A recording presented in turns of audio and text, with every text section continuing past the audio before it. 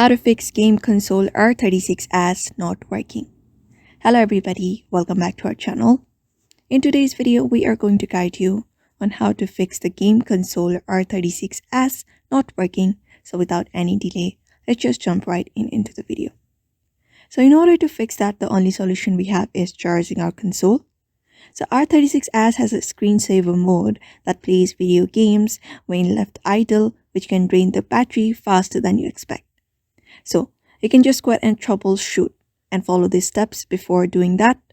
So first thing is charging the console fully. After that, plug the R36S into a charger and let it charge for a couple of hours. If the battery was low, it should boot properly once it has enough power. And the second thing is turn off the console when you're done using it. To prevent the battery from draining while the console is idle, make sure to power it off completely rather than leaving it in a screensaver mode, and then try troubleshooting after that if none of this works.